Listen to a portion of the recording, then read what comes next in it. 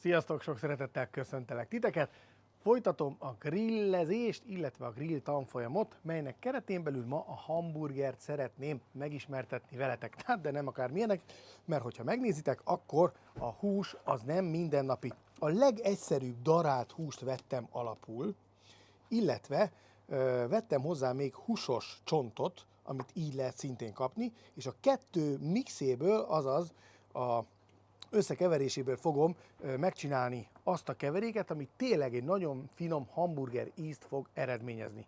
Mert ugye a nagyon drága húsból persze lehet jó minőségi, jó ízű hamburgereket gyártani, de mi van akkor, hogyha kevés rá a büdzsé? Na, akkor jön az egyszerűbb darált marhahús, illetve a húsos leves csont. Na, eljárni a következőképpen kell.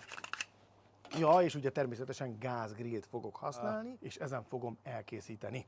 Szóval, első lépésben gyertek ide egy kicsit közelebb, és megmutatom, hogy erről a húsos csontról, mivel a hús melletti húsok nagyon finomak és ízletesek, valamint speciális zsírban is gazdagok, ami az ízt adják, így könnyen, így a kés hegyével ki kell fejtenünk a húst. Jó? Ez az első része a dolognak. Azért tesszük ezt, mert így megvásárolva viszonylag olcsó, ám de ízben rendkívül gazdag ez a marhahús, ami közvetlenül itt a csont mellett található. Természetesen ezt a részét meg tudjuk, vagy el tudjuk készíteni levesnek ezt követően. Ebben található egy kis velő is, úgyhogy ez prima alkalmas nagyon rá. Tehát ahhoz, hogy igazán jó ízű marhahús vagy marhahús pogácsát kapjunk a hamburgerünkbe, nem igazán a fűszereken van a hangsúly, vagy azon múlik, nem a mustáron, a Worcester szószon, meg az egyéb fokhagyma, vöröshagyma, meg pácolás, semmi. A jó és finom ízű marhahús kell hozzá. Viszont azért pénzt kell adnunk, és én most ennek az olcsóbb verzióját próbálom megmutatni nektek, illetve hát meg is fogom. Következő lépésként veszünk egy keverőtálat, beletesszük a darált húst, így, és ehhez adjuk hozzá azt a húst, amit a csontról leszettünk, és szintén ilyen nagyon apróra vágunk. Hogy kell apróra vágni? Fogjuk szépen. Ezeket a hártyás részeket, hát ez kicsit babra munka, azt levágjuk róla, így, ez jó lesz majd a levesbe, gondolok én itt ezekre, látjátok? Ezt. És a színhúst, azt éles késsel, hasonlóan, mint a tatár beefsteaknél, először, na várjál, itt is van egy kis mócsink benne, hogy úgy mondjam. Tehát először is ilyen kis darabokra, majd aztán pedig nagyon apróra vágjátok. Jó? Így meg kell vágni az összes húst. Miután ez is megvan, nézzétek meg, szép apróra lett vágva, hozzáadjuk a darált húshoz. Így.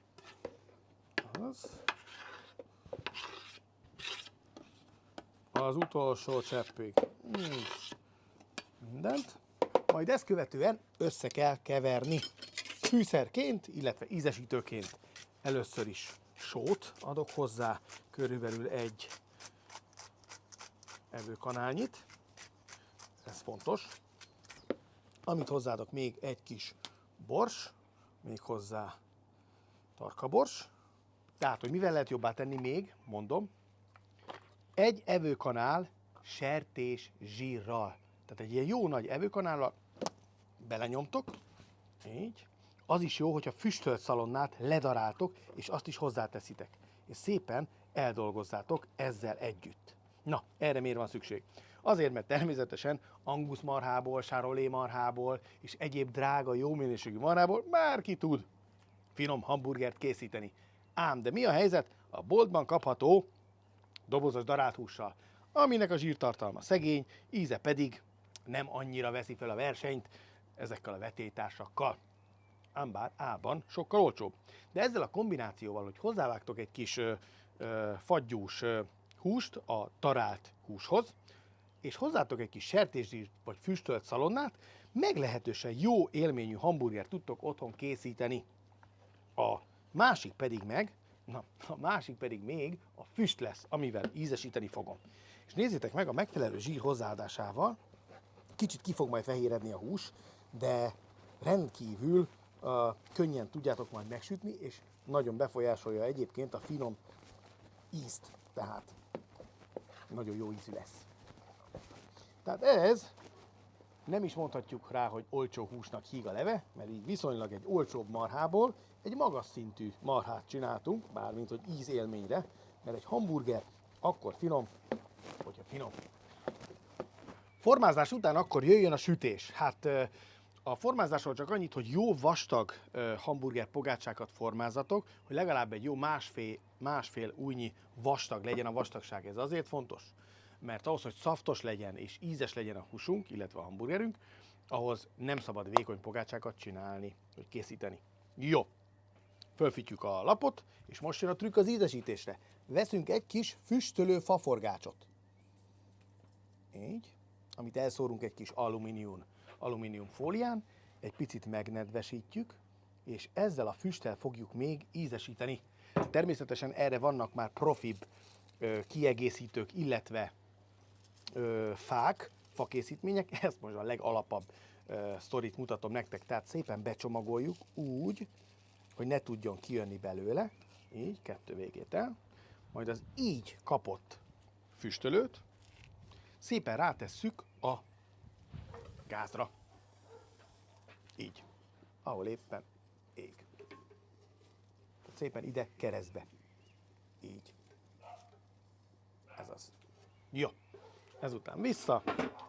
És akkor első körben jöhet az apróra vágott, finom vékony szeletekre vágott hagyma.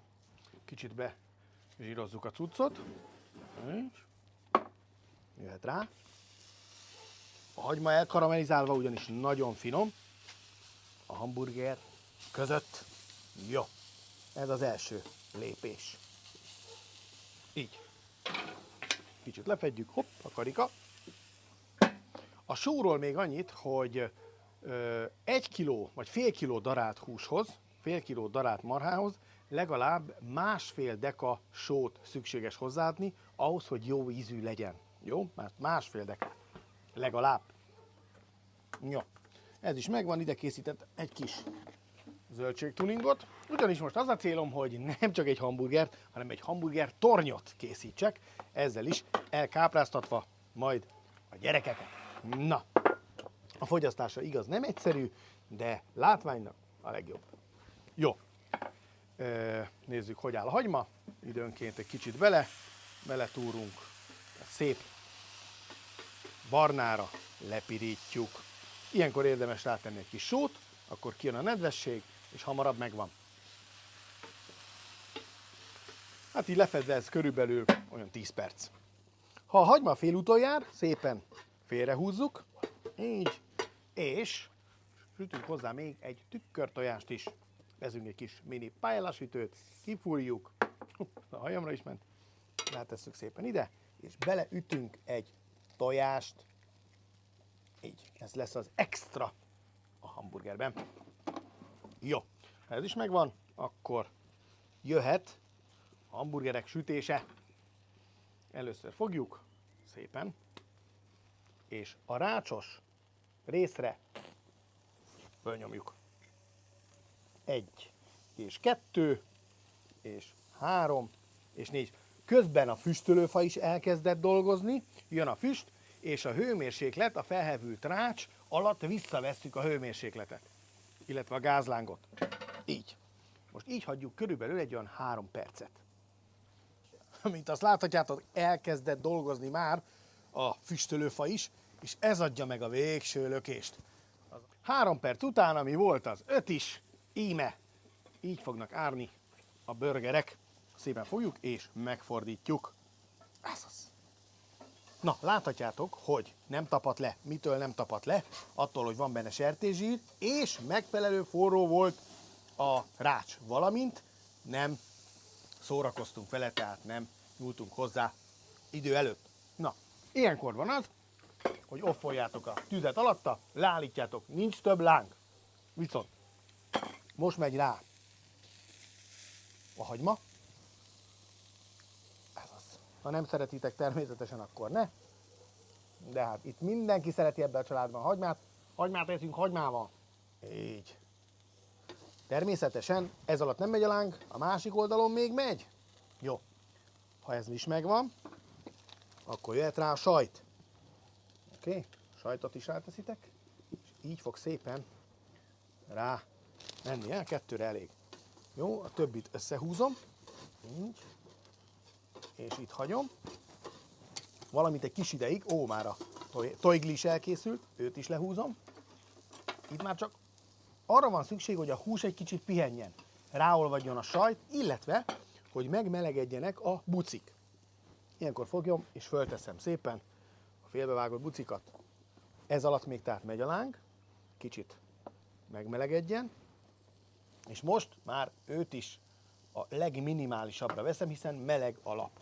Lecsukom, és felkészülök a tálalásra. Na, ha eltelt a kis idő, nézzétek meg, szépen ráolvad a sajt, a hús magához tér, illetve szaftos marad, és hát ugye megpirultak a házi kis bucik is. Természetesen lehet használni kézbucit is, de most volt még a múltkori sütésből egy kis hamburger zsömlém. Első lépésként a buci alsó részébe jön egy kis fokhagymás sajt. Így. Kicsit elkenem, de úgyis rá fog olvadni, mivel a hús ráolvasztja, és akkor jöhet rá az első áltozat. Így szépen. Lehet látni, hogy mennyire finom, szaftos, ruganyos a hús.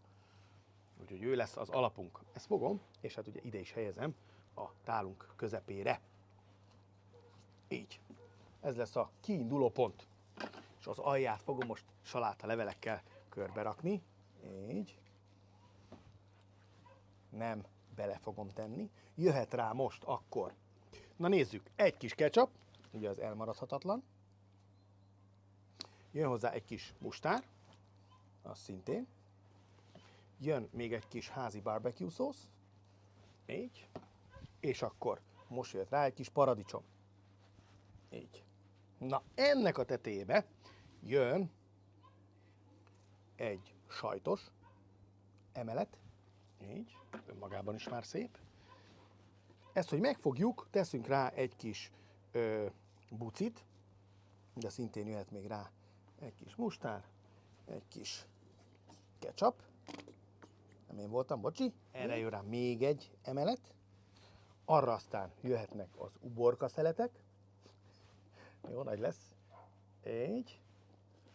És ennek a tetejébe jön megint egy sajtos. Nem, jöjjön egy sima. A hagymával, csak a hagyma miatt. Így. Na, jön a tűzőgép, és most ezt szépen egybetűzöm, így, közepén. Ez az. Na, és még mindig nincsen befejezve. Jön a tojgli. Ezt ide mellé pakoljuk. Így. Hopp. Tesszük hozzá a hagymát, még, ami maradt. Így. Ide a paradicsomokat. Így. És, hogy még kegyetlenebb legyen az egész, fogok egy bucit, bevágok, szépen ide köré húzom. És ezzel elkészült az ehetetlen hamburger torony. Már csak azért, hogy így nehéz megenni. Na de hogyha akarunk nézni egy összképet, hát akkor viszont nem rossz. Ha egy simát akartok, akkor viszont nagyon egyszerűen fogjátok, megvan, én a mustárt imádom, egy kis mustár, egy kis hambi, egy kis tető, és kész van az utcai egyszerű változat. Ha megnézitek és közelebb jöttök, akkor ha összenyomom, bizony látszik, hogy mennyire szaftos. És ez így maga a tökéletesség. Készítsétek el ezt a receptemet is!